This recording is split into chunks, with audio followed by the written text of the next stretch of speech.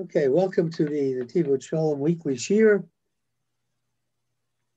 We're going to talk about the Netivot Shalom's Torah on Inyan Chet Me Meriva, which literally translated means the aspect of the sin of the waters of strife, of dispute.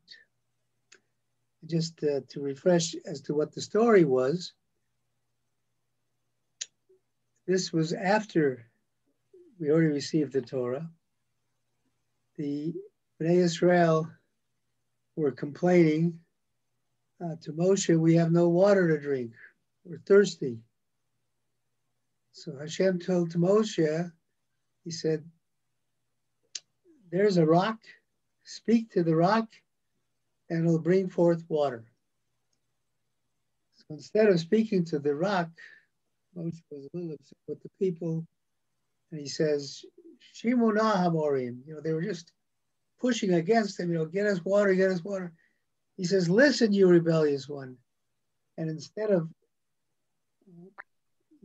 speaking to the rock, he hit the rock 2 times and water came out. Now, the first time, previously before Matan Torah, was also a time when people were thirsty, and Hashem told Moshe to hit the rock. This time he told him to speak to the rock, not hit the rock. And the problem was that this was considered a great sin by Moshe Rabbeinu, which ultimately ended up in him not being able to lead the Bnei Israel into Eretz Yisrael. So let's see what the Netivot Shalom says about this. He starts by asking a great number of questions to begin with. Questions that seem to make logical sense. The Omer Hashem, El Moshe, Hashem tell to Moshe El Haron, Yan lo himantem ki al tisheni le'edivei Yisrael. You didn't listen to me to make myself great in the eyes of Bnei Israel.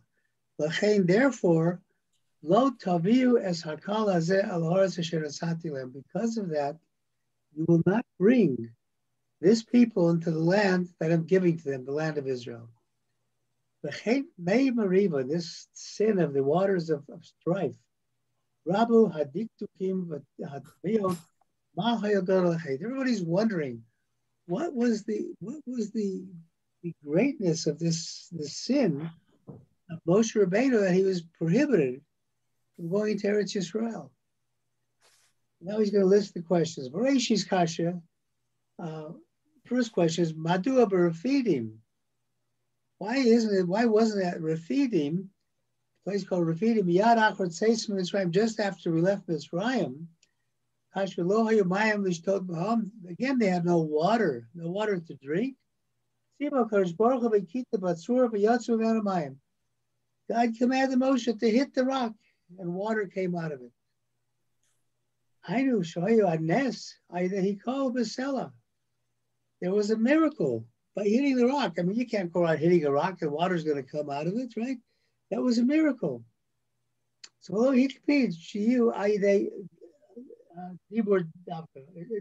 it shouldn't make a difference. It was only because of speaking. It's a miracle in any case.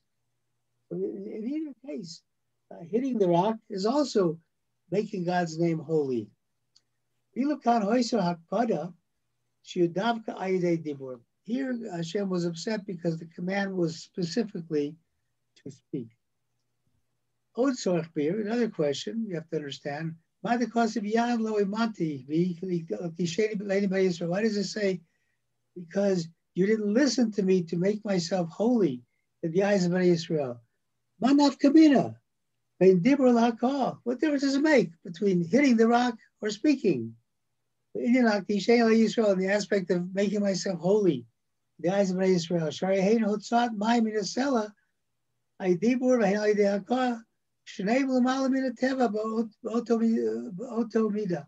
They're both above nature. Whether you're hitting the rock with your staff and water comes out enough to feed Bnei Israel, or you're talking to the rock, please send forth water. They're both above nature. So what difference does it make? What's unique about speaking to the rock?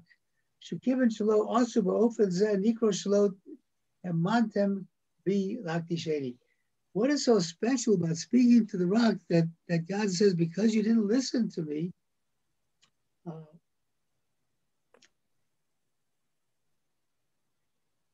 you did, because you didn't listen to me, you didn't make my name holy in Bnei Israel.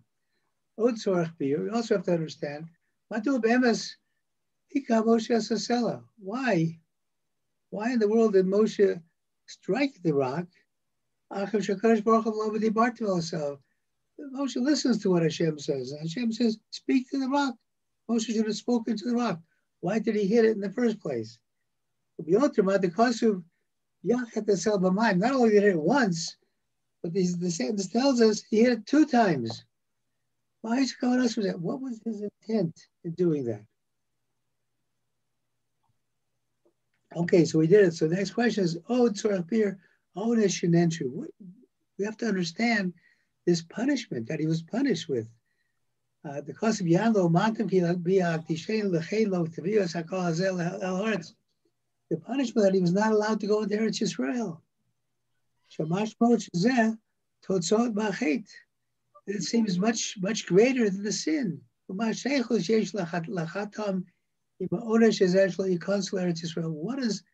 does this sin have to do with him not going into Eretz Yisrael? Normally, your punishment somehow, in some way, matches the sin, but here it's way above that. So what's going on here? Right, say that. Sifra Kodesh, No Mali Melech says, Maksha, you can ask a question to Hari Chazinen Shahaskima Shechina Ayado Shamosh Rabbeinu Shalom B'Maseh Haba Maseh Haka Hasela.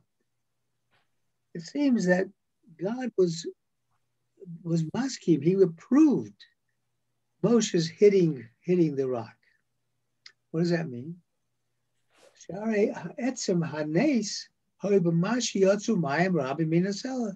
The whole basis of this miracle was that a lot of water should come out of the rock. If this was against the will of Hashem, God would not have made this miracle happen. If it's really against his will that Moshe should not hit the rock, he would have let water come out of it. He would have shown him, this wasn't what I told you to do.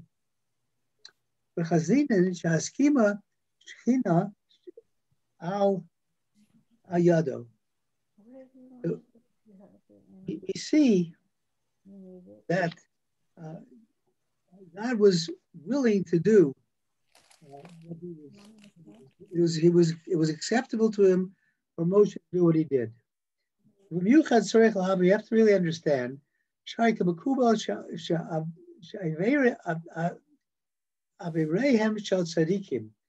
We know that we've learned before that the limbs of tzadikim, a righteous person, the very limbs of a tzaddik will not allow him to do something against the will of Hashem. As Chazal tell us, God does not bring a wrong thing, a destruction from the hands of a tzaddik.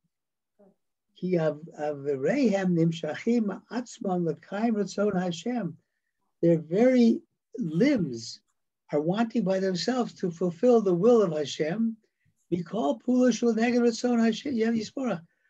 limbs will keep you from doing anything that is against Hashem's will.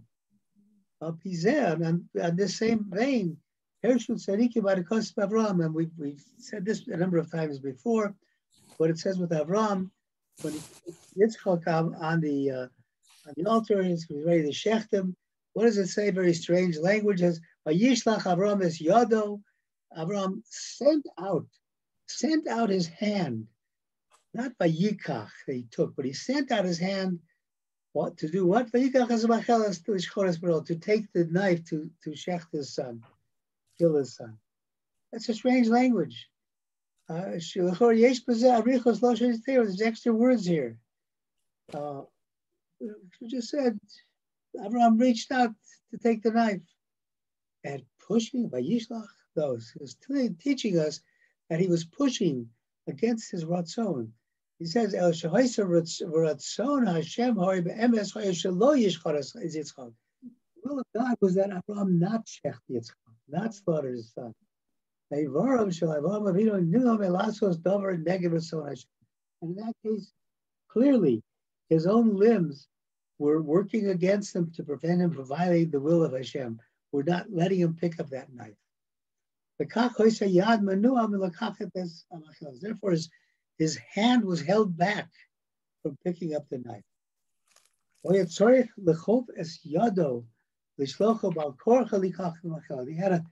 He had to really fight with his hand to open it and to try to push against this because it was against the Ratzon of Hashem.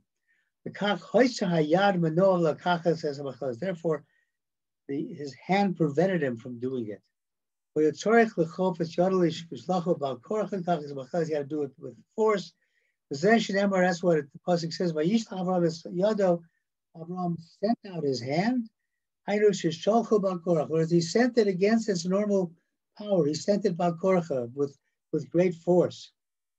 Lord Zeh, and we're looking at this. You should understand, if this is the case with Avraham Avinu, this is the case with tzaddikim in general, that their avorim prevent them from doing something against the will of Hashem. He says, how is it possible then that Moshe Rabbeinu was able to do something against the will of Hashem and hit the rock? How would his hand allow him to strike the rock? With Yesh Lomer, others say, the Biyar to explain this thing, who is received the Siki Emes, Haklal Be'inyan Emuna, the basic concept of Emuna, of faith in Hashem, who be talking and trust in Hashem, Ematai Tzorich Lasos Hishtadlut, is where you have to do Hishtadlut. You have to put your own effort in it. Ematai Ein Tzorich L'Shum Hishtadlut. And when is, so there's a time that you have to put your effort in, and when is a time that you don't have to put your own effort in? Kash Yesh Lahudi Behiro to Emuna Avitachon. A person has complete clarity of emunah in Hashem, faith in Hashem, and trust in Hashem. Not just saying the words, but knowing that, Hashem is there, Hashem will take care of us. When a Jew has that,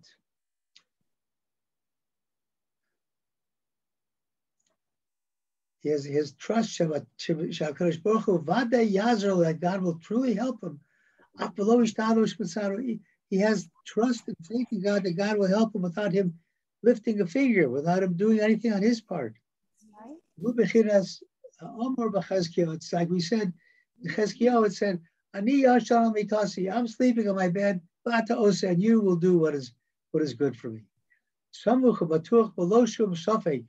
He was relying without any semblance of doubt that Kodesh Baruch Hu Yazir, that God would help him. So therefore, Chizkiyahu didn't have to do anything.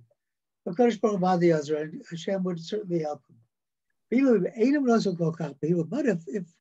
we're just like the normal people, and our emunah isn't so strong as Avraham Avinu, as Chizkiyahu, as Moshe Rabbeinu. Okay, if our emunah is not that strong, then we have to strengthen our emunah.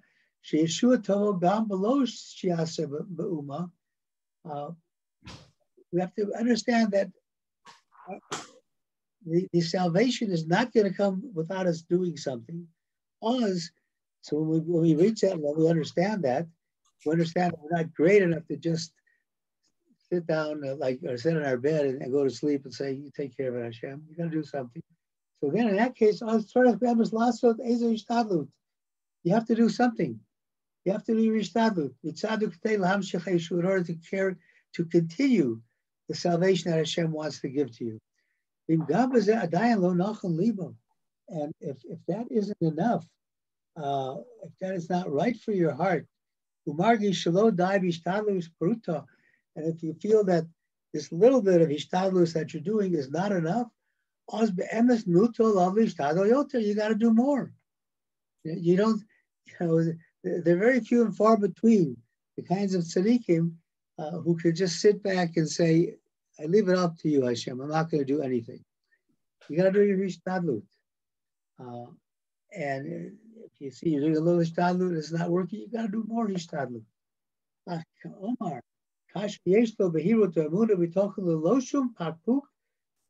if you have this clarity of emunah without any kind of interference, if you have that level of purity of emunah and trust in God, then you don't need to do hishtadlut.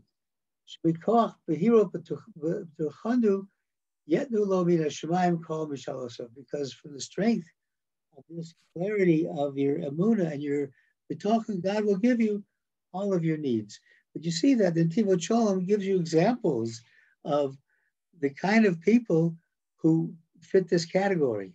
And there aren't too many. He gave 3 examples here. He gave Avram Avinu, Moshe Rabbeinu, and Chizkiyahu Hanavi.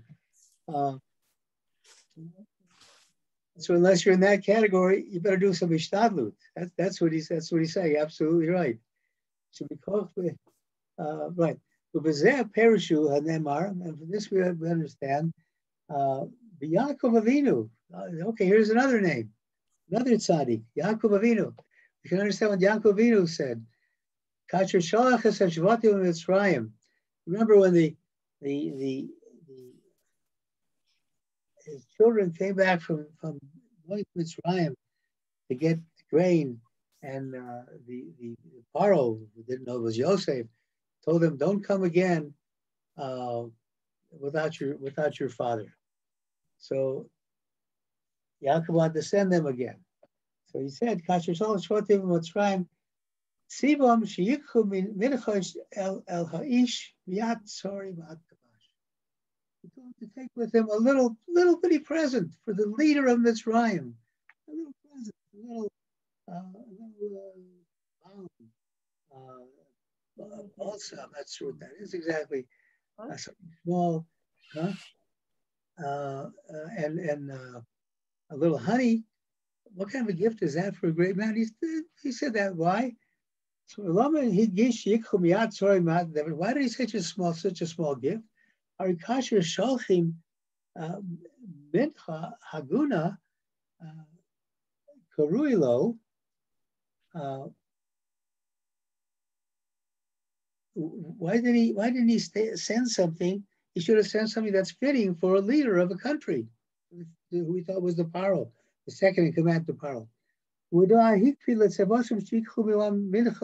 does he command them to take such a small gift?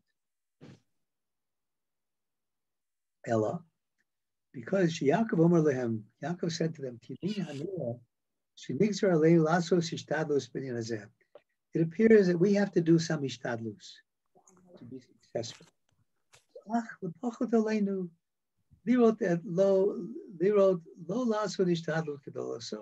So we can do a little bit of hishtadlus, and it doesn't appear we need to do any great hishtadlus. Because our Yeshua, our salvation from Mitzrayim, is not going to come with great hishtadlus. Nasarat Kitzat hishtadlus, do just a little bit. Miat sorry, miat tabash, a little bit of balm and a little bit of honey. Reminds me of the story of I think it was the Baal Shem Tov, who Shabbos had money and needed some money for food for Shabbos. So he goes up to the house of the richest person in town. He goes and knocks on the door, and then he leaves before the guy opens the door. The guy opens the door and he sees the Baal Shem Tov walking down the street. He runs after him. He says, "Hey, hello, how can I help you, Rabbi?" He says, "Oh, I was looking for some food for Shabbos." and he needed some money for Shabbos, buy some food. So why didn't you wait? He said, no, I did my ishtadlut. I just had to do a little bit. And you can see Hashem provides the rest. And that's what happened. It's the same thing. Same thing that Yaakov Avinu was saying. But again, remember, talk about 4 people so far who are in that category. I don't know. I can't speak about you. I'm not there. And I don't know that many people are there. And it says in this book, V'Shem HaZohar Kodesh, the name of the Holy Zohar, believe in Hashem, trust in Hashem, and do good. Shachem Eretz, and then dwell in the land. Ikar HaKoach is Chut Be'eretz Yisrael. The most important power to be zocha, to merit, to live in Eretz Yisrael, is and we know the quality of trust in God. We who live here certainly know that. You cannot live in this country without trust in God, without emunah in God. Looking at all the miracles that happen all the time, constantly to us. But that is the main ingredient that you live here. If anybody's watching this class of Butch Lords and thinking about making Aliyah, just remember that's the most important thing you need. It's not how much money you can bring with you. It's a question of how much emunah bitachon you can bring with you. That's. I feel bad spending so much on food. Like, you know,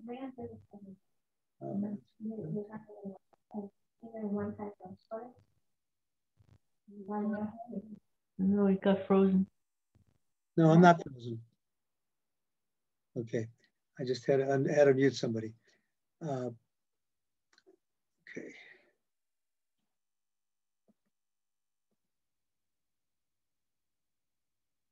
My paper is frozen.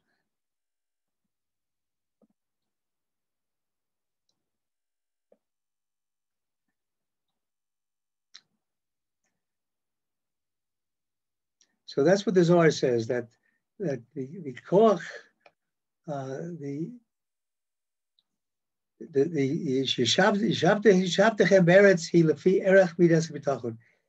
ability, the quality of your life in Israel depends on your level of bitachon, of trust. Yoter, the stronger that your bitachon and emunah is, vidas habitachon, kain tashvu bal lebetach v'shechvotam ein machri. The stronger your emunah and trust in God is, then the greater will be your dwelling here and without fear. The Lord said, "Shirushas haaretz hirak mikoach midas habitachon." We see that the inheritance of this land is only through the aspect of bitachon, of trust in God. Yesh levar inyan chet Meriva. So we can understand from that the aspect of the sin of these waters of Meriva, the waters of strife. Dine hadibur el asela, speaking to a rock, sheyotze mayim, that speak to the rock and water would come out. Mashmoso bitachon lo ishtadlos klal. That represents bitachon in Hashem without any hishtadlut. You're just talking. You're not hitting it. Shadibur einu el b'chinas bakasha. The speech is only a request. Please. Okay, Moshe Rabbeinu sover. But Moshe Rabbeinu thought she Yisrael haim b'madrega katana miyod b'midas habitachon. He thought that Bnei Israel were on a very low level of the aspect of trust in God, because this was after the hate of the Egel.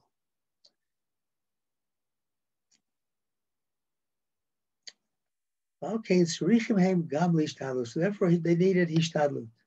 Okay, also therefore he did this hishtadlut and hit the rock. Below rock hishtadlus muatas, but not just a little bit of hishtadlus that they need. He thought they needed a lot, so he hit the rock twice. So Meriva, this hints at a great amount of hishtadlut. All this because he saw he saw them as being in a low level of bitachon, a low level of emunah. This is why Moshe said, "Listen, you rebels. You are." He saw that they were really weak in the quality of trusting God. Therefore,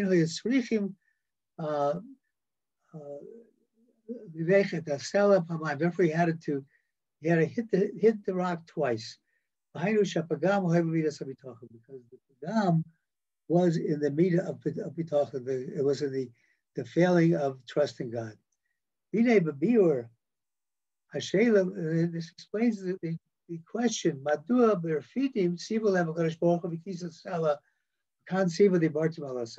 in repeating did God say hit the rock, and here he said speak to the rock? And why did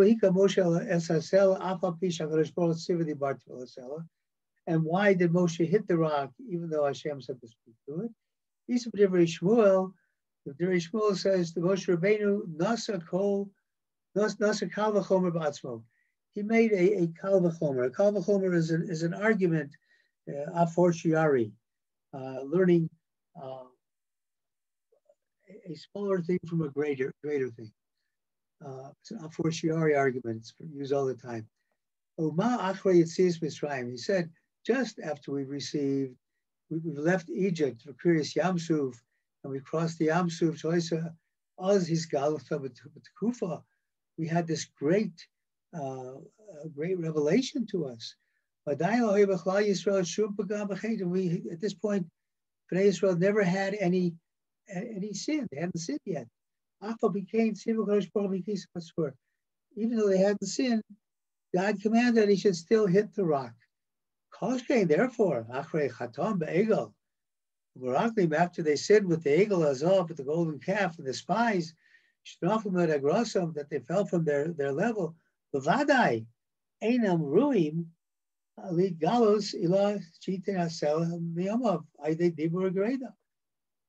they weren't fitting.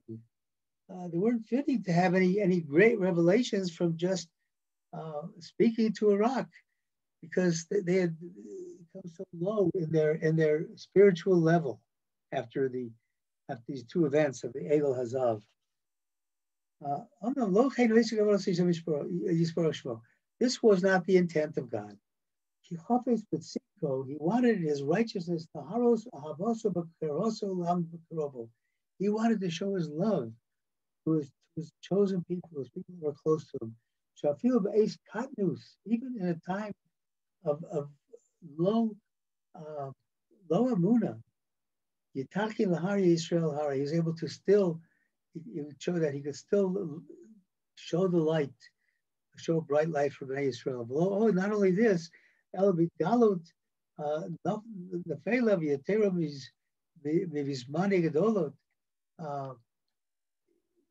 even revealing these wonders during great times. It was God's wish that Moshe to speak to the rock, to be able to teach this to Yisrael, to Bnei Yisrael, to teach that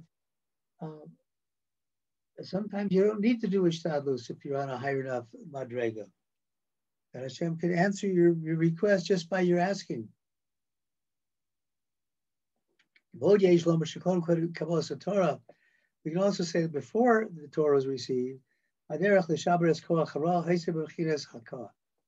way to break the power of evil that enmeshed us in Egypt and was accompanying us until we received the Torah was through power.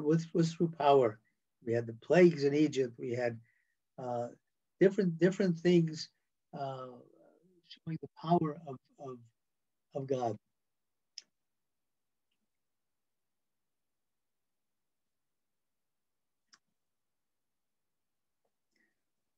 By troubles and so on. Therefore was necessary in Refidim the Hakisam Esasela to hit the rock. To show that the spirit, to break the spirit of evil that was in the body by hitting this rock. But after we receive the Torah,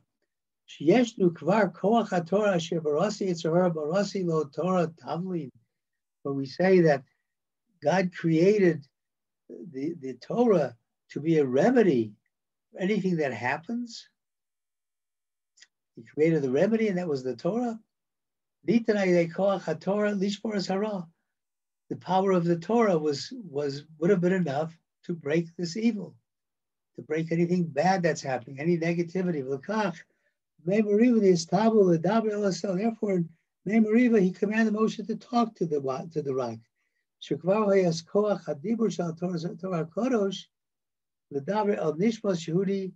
was show the power of the Holy Torah, the words of the Torah, to speak to the interior, the panimiyut, the neshama of a Jew.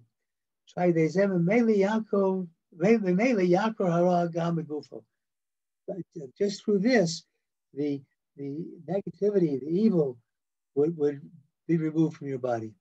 But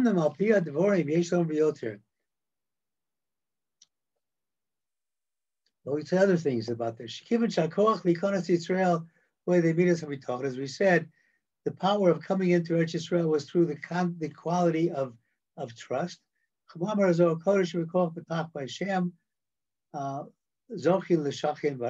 power of trust in God, you're entitled, you merit to dwell in the land. But Hashem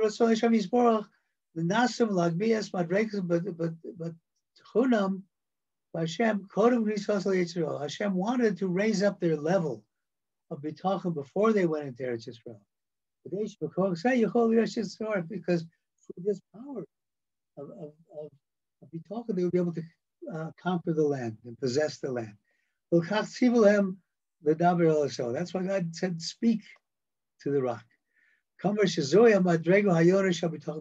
the highest level of bitachon in Hashem. Bitachon where you don't have to do anything. It just happens. You don't have to do your ishtadlus. Mashen came Refidim, contrary to Refidim, they weren't close to coming to Eretz Yisrael.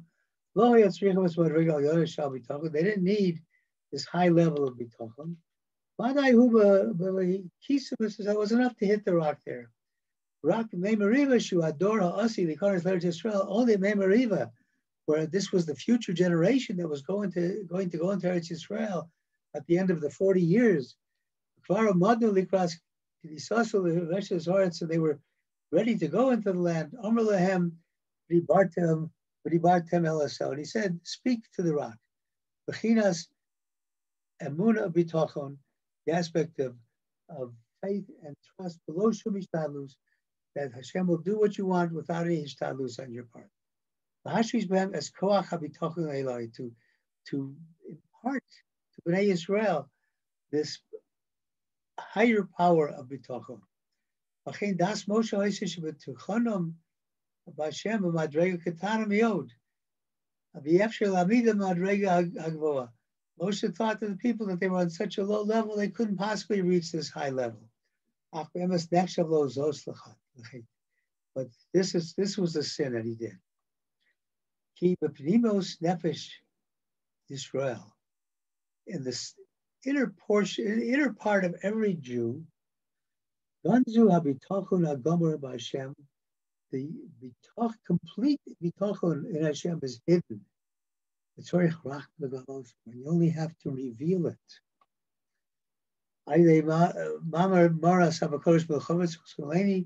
Says Kasher Yehudi Roa, what a Jew sees, Shemonaso Batosh Teshesh below Behiro, that his emuna is not clear to him, is being blocked. Without clarity of emuna, Hashem, he's lacking in the trust in God. Then what should he do? He should believe that he's a believer. Even if he has his doubts, he's wondering, I don't believe anymore. I don't have any trust. No, he should say to himself, I believe that I am a believer. The Hakshara Lishana Latzmo Kiafa Pisha Adu Margish Muna, even he'll get to feel that even though he doesn't feel Amuna, calls Ebbe Penimos Nafshi Animam, although inside his inner soul, there's Amuna. Inner soul, he believes. Kivachani Yehudi, because I'm a Jew. Beitel Yehudi, Amuna hi Yerusha Alanu. Amuna, faith in God, is an inheritance to the Jewish people. Mavosenu Chakuka B'Shorish Tishmasenu. It's engraved. It's an inheritance from our forefathers, and it's engraved on our souls. Inyan Zeh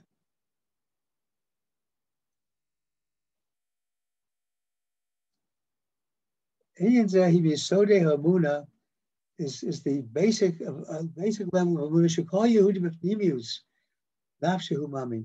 Every single Jew, no matter what it looks like outwardly, inwardly, he has a soul that is believing in God. He says,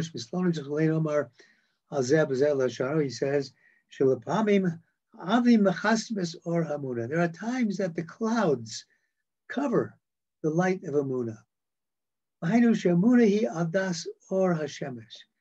that's like the Amunah is like the light of the sun. But Chagam B'Yom Hamunan, Lo Nigra Klum Me'or Hashemesh, even on a cloudy day, you're not missing anything. There's nothing lacking from the light of the sun. Just that the clouds cover it. They hide it from our eyes. That's Amunah in the heart of a Jew. Even if he doesn't feel it, it's because the clouds are covering his Amunah. In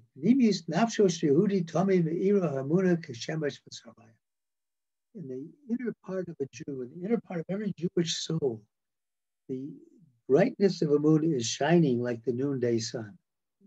And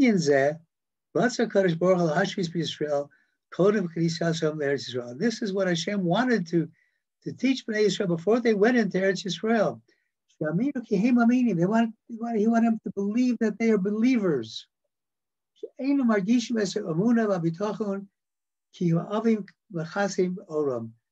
That they just weren't feeling the Amunah and their trust because the clouds were covering it. Yodu, they should know, they should know, even in that situation when the clouds seem to be covering it, they should still believe, and the clarity of with great clarity that on their Amunah. They will have the power that to inherit Eretz Yisrael. So that's why he said, speak to the rock. The Horosam, to teach them, but so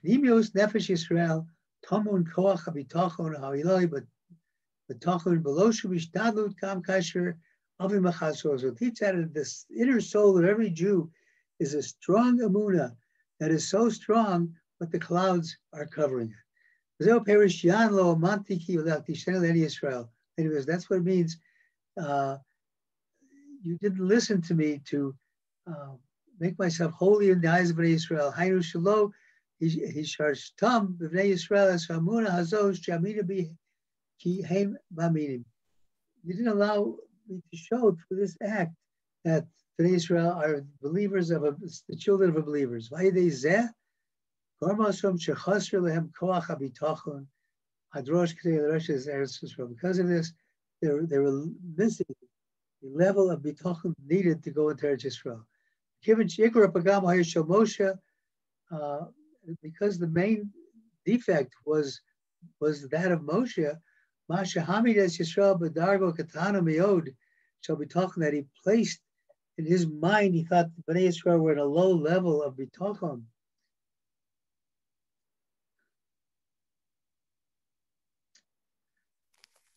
So therefore, it was impossible for them to inherit the land. Okay, Nenash, therefore he was punished to not bring this congregation to Eretz Yisrael.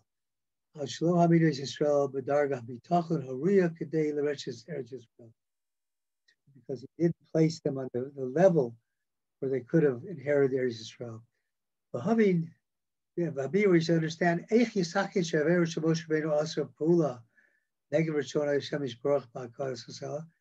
we talked before about the Evorim of Tzadikim prevented Tzaddik from doing what is wrong.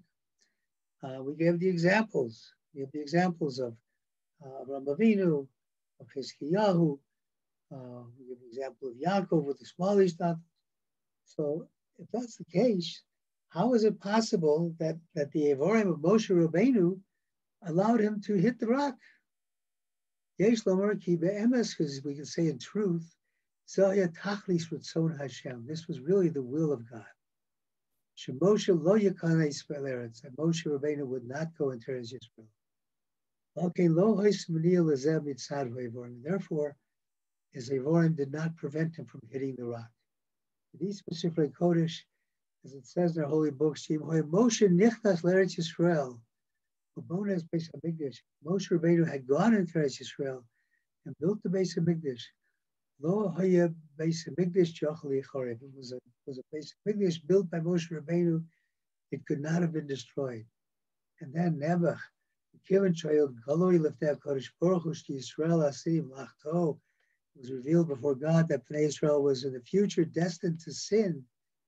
V'hu Yisborach Asim Lishpoch Hamasu Ala Haitzim Ala Avanim B'makom Lishpoch Hamasu Yisrael Am Karovo.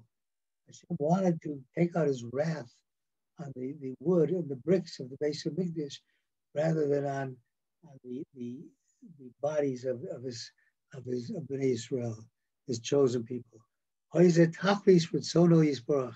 This is the basis of the will of God, Shemoshe lo yikanes l'Eretz Yisrael, that Moshe Rabbeinu would not go into Eretz Yisrael.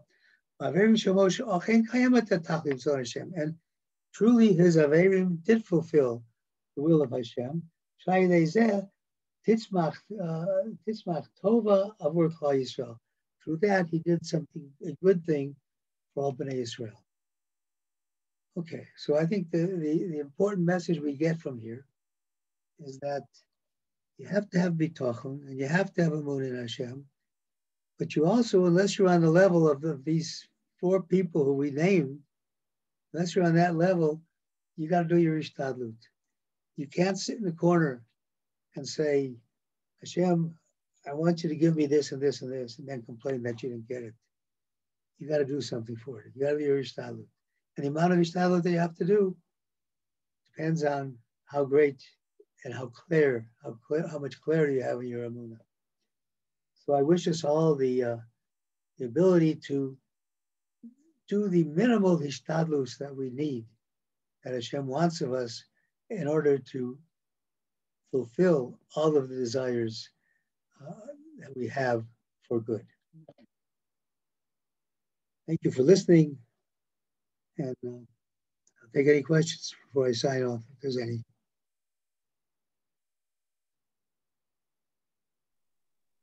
Okay, hearing none. It's a very hard parsha. It's a hard idea because it would seem mostly that Moshe didn't have bitachon in the people. It wasn't necessarily Hashem, but the people had already shown, not just from the Chet HaEgel, but from the Meraglim and with Korach, and even after the whole thing with Korach, they continued to complain and accuse Moshe of killing them, and then the plague, it was just a constant, you have to question, do these people have bitachon? Him calling them rebellious, being rebels, like that's how they've been behaving after Har Sinai, after they received the Torah. So very right, very right. But the job of a leader, especially Moshe Rabbeinu, the job of any leader is to see good in his followers. The job of a teacher, any teacher, is to see good in his students. Not to look for the bad, but to look for the good in his students. So Moshe Rabbeinu's problem was he didn't look for that inner amun and bitachon. He looked at the outer one. Yes, outwardly they were totally rebels. They were doing all these bad things. And he said, how can I continue this? This is, what a job you've given me here. Absolutely, right. Recognize it. But he should have, the job of a leader is to go beyond that. The job of a leader is, as Shlomo Carlebach used to say, you have to look at somebody with Mashiach eyes. Look into their depths, not their outward appearance, not their outward clothing, what they're doing, but they are inwardly. And inwardly, it's a holy neshama. And he was looking at the outward thing. Plus, he got angry. And anger clouds your judgment. So those were two things that he did. And he had, as the teacher of Israel, his job is to set the right example and to teach us how to do things. And that's why according to Netivot Shalom, he was punished. It was good questions, good thoughts. Okay, thank you. Thank you so much, Nate. You're welcome. Everybody have a great week. I'm going to stop the recording. 1 minute.